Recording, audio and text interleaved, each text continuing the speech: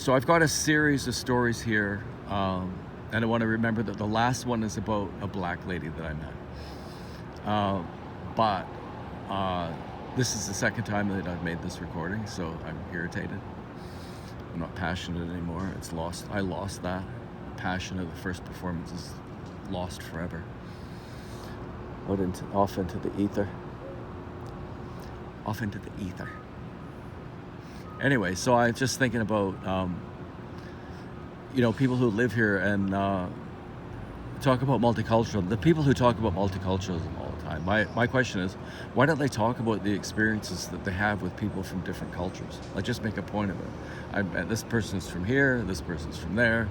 This is a conversation we had. That's the interaction. How did I feel? What were they like?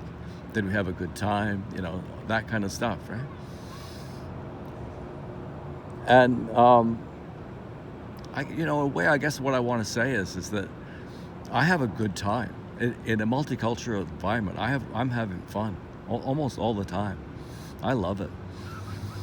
But I know that diversity can be extremely dangerous. Diversity is what people fight over diversity, right? Which identity is going to take over? But I don't feel anything like that. That's not true either.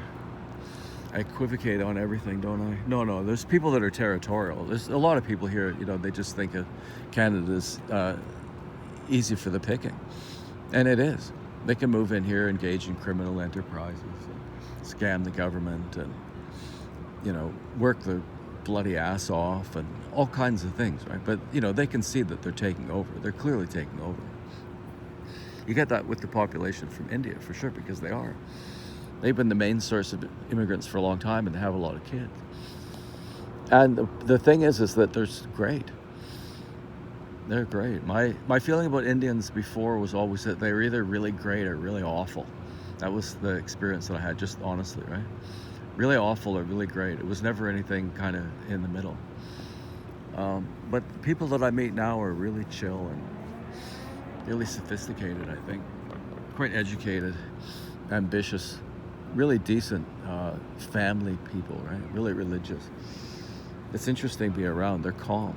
They have the confidence of people that know who they are. Yeah, I like them. Okay, so, yeah, I don't know, man. I interact in one way with how many races. A Japanese woman just recently, she helped me figure something out. She was really nice at Winners. Yeah, I don't know where the woman, maybe she was from Brazil, her family was from Brazil, but she's perfectly Canadian at McDonald's. And then a Filipino woman beside her, just ravishing, this really good looking Filipino, and she was smiley and friendly, because I ordered a kid's meal, and I open it up and there's a toy inside it, and I go, you gave me a toy, right? So can I give it back to you? I don't give it back. And they said, you don't want it? I don't even know what it is. No, I don't want it. And she says, why don't you give it to him? So I look behind me, and there's this big black kid, and he looks too big to be interested in a toy that comes out of a kid's meal. But what do I know, right? I know absolutely nothing about it. So he really wanted it. So the really cute girl suggested that I give it to this black kid. And I turn around, and he really likes it. And he's really appreciated it. And he's thanking me and shit. It's just a good vibe, right? Like, so often it's just... I find here that people are just kind of amazed at how well everybody gets along. That's the neatest thing about it. I think everybody's a little bit amazed at how much we all like each other. They're too embarrassed to say it, but I can feel that's true. Not with everybody, of course.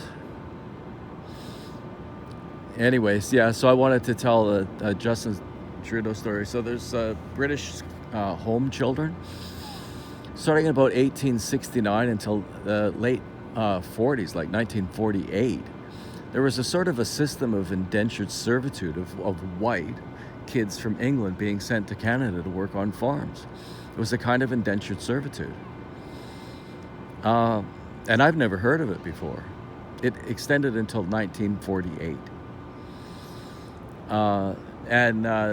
So they're asking Trudeau for an apology, and he's The guy's asking him, Trudeau's probably busy, but he knows what the question is because Trudeau rejected the idea of offering this apology. I mean, if anybody could be more brilliant at doing exactly the wrong thing, every single move that he makes is dead wrong.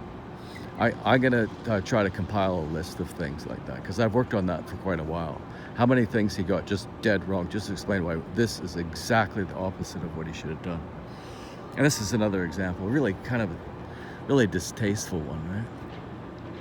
So, of course, I was listening to a commentary on it, and they have to draw a parallel between that and the residential schools, right? That's probably, it's a good comparison. But they're talking about the kind of the British, the British class system. And they just felt, because people were having like 8 or 9 kids in it, just horrible slum with no sewage or anything, just disgusting conditions for, like most people lived in London in 1870. It's where Charles Dickens wrote, right? Some of them came from the same neighborhood where Charles Dickens wrote his novels. They left there, and their parents had to send them, or the Crown just stole them and sent them to Canada to work on farms. A lot of them didn't get any education, but they did okay. So the story's got to be, and they got abused, sexually abused, and la-da-da-da-da, which is definitely true, and overworked. But, human nature being what it was, what I'm guessing is, the article that I listened to, it's from the CBC, like they took a real interest in this story because it's quite exciting, and then just like kind of twisted it to make it more sordid, to make it look like white people are, just uniquely evil. There can't be anything understandable about what they did, right? Kids are dying on the street because, sanitation problems and hunger and crime and disease and smog, living in this fucking hellhole. And the British government, being so imperialist and all that and colonial, oh, geez, we'll just send them off to Canada, just throw them in the garbage, right? And then the Canadians, predictably, abused the shit out of them and all that. But somehow they managed to be about 4 million Canadians or ancestors of essentially indentured servitude. You know what I mean? Kids that were sold into indentured servitude. I think they were just trying to save them. It was really rough. I mean, Jesus. There's stories like kids needing to escape, right?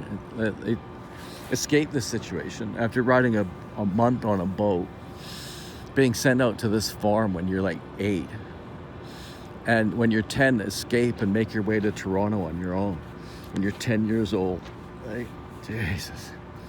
That could have been like in the 40s or 50s. Yeah, so anyway, the last one is a great story because I buying a backpack, finally get myself a good backpack. And I look and there's this dark chocolate, right? Dark chocolate with dark chocolate bark. Why don't they call it? That's what it is anyway. And you pick it up and it's just like this big, thick, solid chunk of chocolate in there. You can feel it. Oh, I should just show you the package. That's what I could do. It's in my new bag. I have to get it out. Which I consider work, by the way. And I don't like it. I just don't like it. It's a hassle. Yeah, so I'm standing in line and I got really super bored basically all the time, and so I want to have a conversation with somebody, right? So there's this big black kind of mama type, right?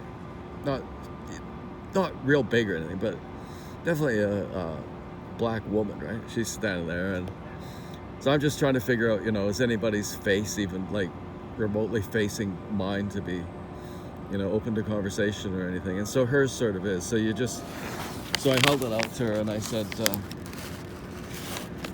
she's standing to my left, and I just looked at and I said, check this out. That's what I said to her. Check this out.